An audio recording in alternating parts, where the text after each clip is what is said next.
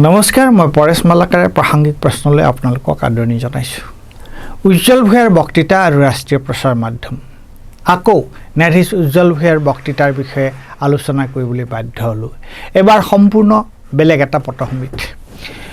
ধৰিত্ৰী সুৰক্ষা মঞ্চ অসমে 8 আগষ্টৰ দিনা আয়োজন কৰা balancing development and sustainability recent trends শীৰ্ষক বক্তৃতাটো কিমান গুৰুত্বপূৰ্ণ আছিল সেইদিনা তাত উপস্থিত থকাসকলে ক'ব পাৰিব। কিন্তু অসমৰ ৰাজধানী গুৱাহাটীত আৰু গুৱাহাটীৰ কেন্দ্ৰবিন্দু গুৱাহাটী উচ্চ ন্যায়ালয়ৰ প্ৰায় গাতে লাগি থকা বিবেকানন্দ কেন্দ্ৰত অনুষ্ঠিত হোৱা এই বক্তৃতাটোৰ বিষয়ে 9 তাৰিখৰ কোনো ৰাষ্ট্ৰীয় পৰ্যায়ৰ ইংৰাজী বাতৰি কাকতত এটা শব্দও নোলাল। সেই বাতৰি কাকতবোৰৰ কেইখনমান হ'ল the Telegraph, the Hindu, the Indian Express, the times of India, the Hindustan times আৰু তেনে অন্যান্য ৰাষ্ট্ৰীয় পৰ্যায়ৰ বাতৰি কাকত। এইখিনিতে এটা কথা স্পষ্ট কৰি দিয়া উচিত, ধৰিত্ৰী সুৰক্ষা মঞ্চ অসমৰ মই সদস্য নহওঁ। যদিও সংগঠনটোৰ ঘাই কৰ্মকৰ্তাসকলৰ ভালেকেইজনক মই ওচৰৰ পৰা জানো, তেওঁলোকৰ মই শুভাকাংক্ষী। গতিকে অনুষ্ঠানটোৰ বাতৰি প্ৰকাশ নকৰাৰ বাবে সংগঠনটোৰ ভিতৰৰ এজন অসন্তুষ্ট ব্যক্তি হিচাপে মই এই প্ৰশ্নবোৰ উত্থাপন কৰিব বিচৰা নাই,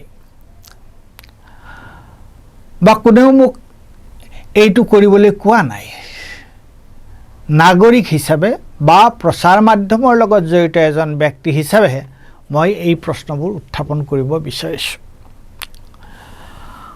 এইখিনিতে আৰু এটা কথা কৈ থোৱা উচিত হ'ব।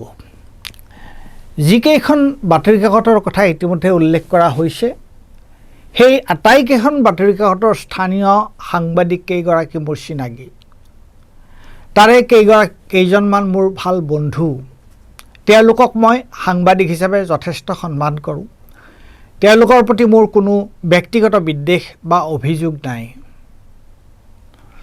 এই কথাটো আৰম্ভণিতে স্পষ্ট কৰি থোৱাটো দৰকাৰ, যাতে কোনেও একো ভুল নুবুজে। বিষয়টো ৰাজহুৱা স্বাৰ্থ জড়িত কাৰণেহে আলোচনা কৰিব বিচৰা হৈছে। এতিয়া মূল প্ৰশ্নলৈ আহিছোঁ। ন্যায়াধীশ উজ্জ্বল ভূঞা উচ্চতম ন্যায়ালয়ৰ এগৰাকী বিচাৰপতি। তেখেত ইতিমধ্যে এজন স্বাধীনচেতিয়া, সৎ আৰু নিৰ্ভীক ন্যায়াধীশ হিচাপে সমগ্ৰ দেশতে জনপ্ৰিয়। তেওঁ ন্যায়পালিকাৰ বিভিন্ন দিশ সম্পৰ্কে যোৱা সময়ছোৱাত ভাৰতৰ বিভিন্ন ঠাইত বক্তৃতা দি আহিছে। সেই বক্তৃতাবোৰৰ বিষয়ে প্ৰায়ে ৰাষ্ট্ৰীয় সংবাদপত্ৰত প্ৰকাশ হয়, বাতৰি প্ৰকাশ হয়।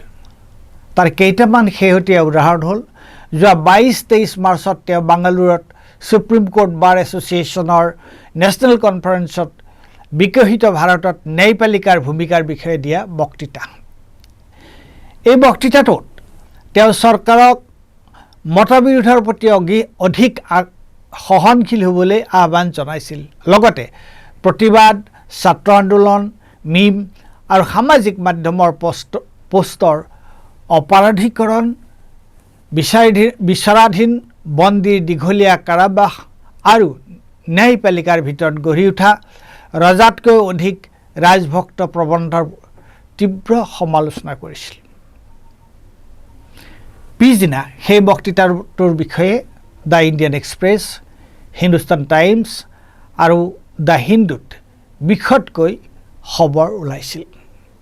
তাৰপিছত জুলাই মাহৰ 25 তাৰিখে তেওঁ ভূপালৰ নেশ্যনেল ল ইনষ্টিটিউট ইউনিভাৰ্চিটিত justice G P Singh 4th memorial lecture দিছিল।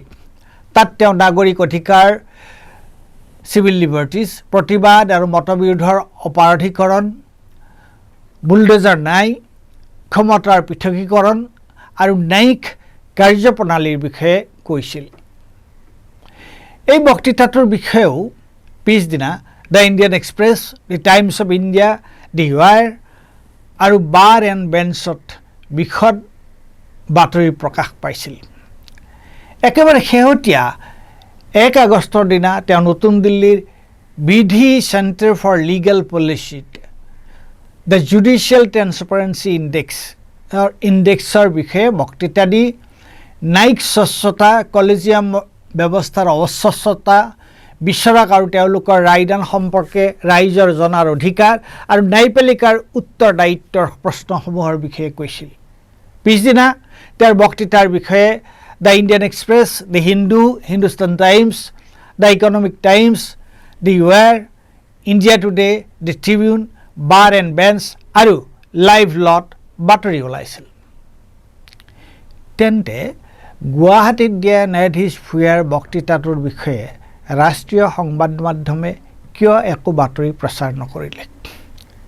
তাৰ কাৰণটো কি? তেওঁ সেইদিনা গুৱাহাটীত কোৱা কথাবোৰ অদৰকাৰী আছিল নেকি? নে তেওঁৰ ঘৰ অসমত, গুৱাহাটীত হোৱাৰ কাৰণে তেওঁ অনুষ্ঠানটোত কোৱা কথাবোৰে গুৰুত্ব নাপালে? তেওঁৰ গুৱাহাটী বক্তৃতাটোৰ সাৰমৰ্ম যে ইতিমধ্যে উল্লেখ কৰা 3টা বক্তৃতাৰ তুলনাত কোনোপধ্যেই কম নাছিল, তাৰ আমি জীয়া সাক্ষী। তেন্তে ৰাষ্ট্ৰীয় সংবাদ মাধ্যমে কিয় বাতৰিটো অৱজ্ঞা কৰিলে? কাৰণটো কি?